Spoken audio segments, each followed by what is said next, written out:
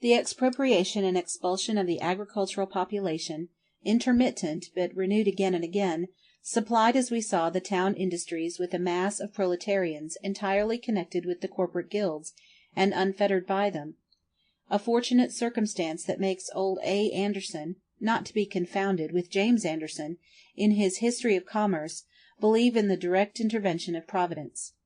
We must still pause a moment on this element of primitive accumulation. The thinning out of the independent, self-supporting peasants not only brought about the crowding together of the industrial proletariat, in the way that Geoffroy St. Hilaire explained in the condescension of cosmical matter at one place, by its rarefaction at another. [Footnote: In his Notations de Philosophie Naturelle, Paris, 1838.] In spite of the smaller number of its cultivators, the soil brought forth as much or more produce, after as before, because the revolution in the conditions of landed property was accompanied by improved methods of culture, greater co-operation, concentration of the means of production, etc., and because not only were the agricultural wage laborers put on the strain more intensely, but the field of production on which they worked for themselves became more and more contracted. [Footnote: A point that Sir James Stuart emphasizes.] With the setting free of a part of the agricultural population, therefore, their former means of nourishment were also set free. They were now transformed into material elements of variable capital. The peasant, expropriated and cast adrift, must buy their value in the form of wages from his new master, the industrial capitalist. That which holds goods of the means of subsistence holds with the raw material of industry dependent upon home agriculture. They were transformed into an element of constant capital. Suppose, for example, a part of the Westphalian peasants, who, at the time of Frederick II, all span flax, forcibly expropriated and hunted from the soil, and the other part that remained turned into day labourers of large farmers. At the same time arise large establishments for flax spinning and weaving, in which the men set free now work for wages. The flax looks exactly as before. Not a fibre of it is changed, but a new social soul has popped into its body. It forms now a part of the constant capital of the master manufacturer. Formerly divided among a number of small producers, who cultivated it themselves and with their families spun it in retail fashion, it is now concentrated in the hands of one capitalist, who sets others to spin and weave it for him. The extra labor expended in flax spinning realized itself formerly in extra income to numerous peasant families, or maybe, in Frederick II's time, in taxes for the King of Prussia. It realizes itself now in profit for a few capitalists. The spindles and looms, formerly scattered over the face of the country, are now crowded together in a few great labor barracks, together with the laborers and the raw material.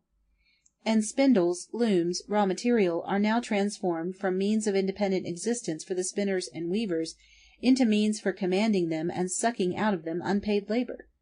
One does not perceive, when looking at the large manufactories and the large farms, that they have originated from the throwing into one of many small centers of production, and have built up by the expropriation of many small independent producers. Nevertheless, the popular intuition was not at fault.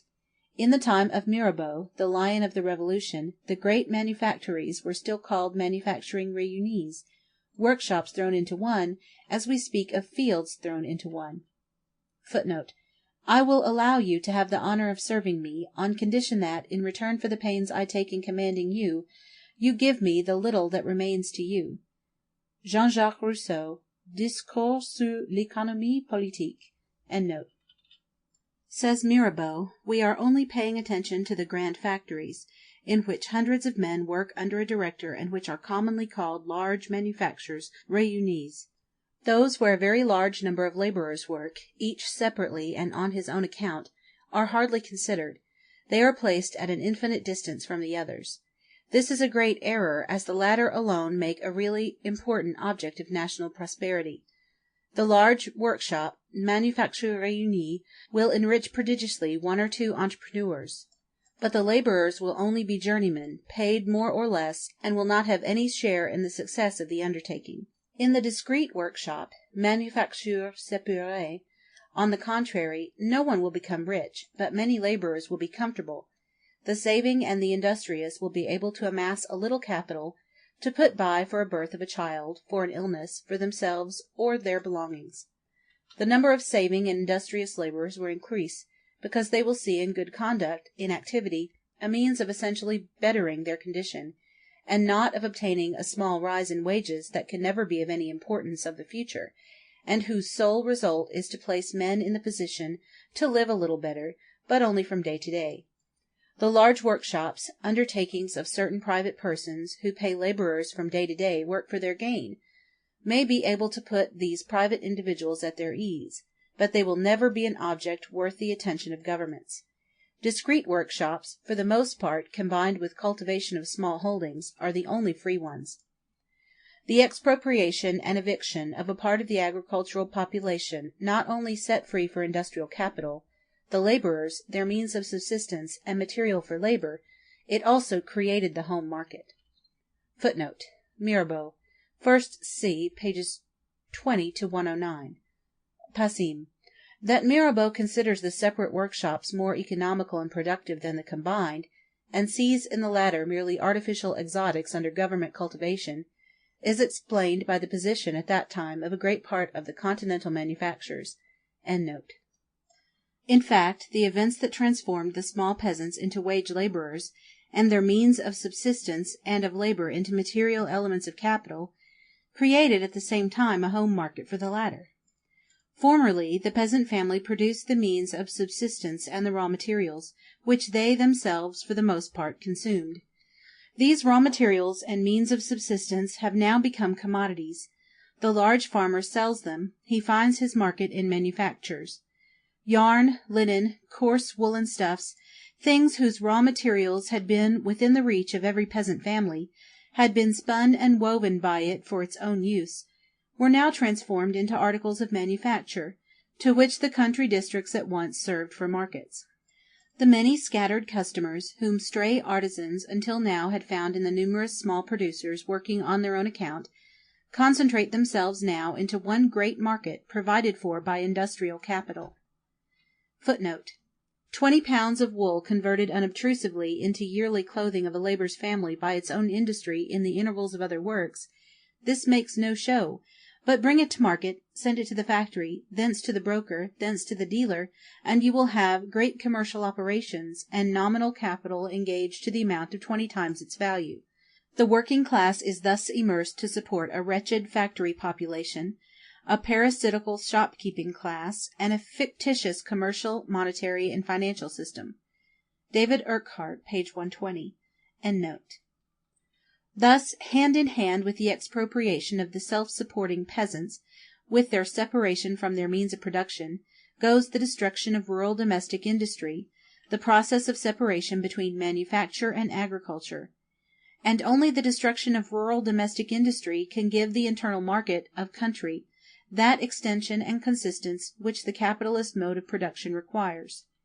Still, the manufacturing period, properly so called, does not succeed in carrying out this transformation radically and completely. It will be remembered that manufacture, properly so called, conquers but partially the domain of national production, and always rests on the handicrafts of the town and the domestic industry of the rural districts as its ultimate basis. If it destroys these in one form, in particular branches, at certain points, it calls them up again elsewhere, because it needs them for the production of raw materials up to a certain point. It produces, therefore, a new class of small villagers who, while following the cultivation of the soil as an accessory calling, find their chief occupation in industrial labor, the products of which they sell to the manufacturers directly, or through the medium of merchants. This is one, though not the chief, cause of a phenomenon which, at first, puzzles the student of English history. Footnote: Cromwell's time forms an exception. So long as the Republic lasted, the mass of the English people of all grades rose from the degradation into which they had sunk under the Tudors.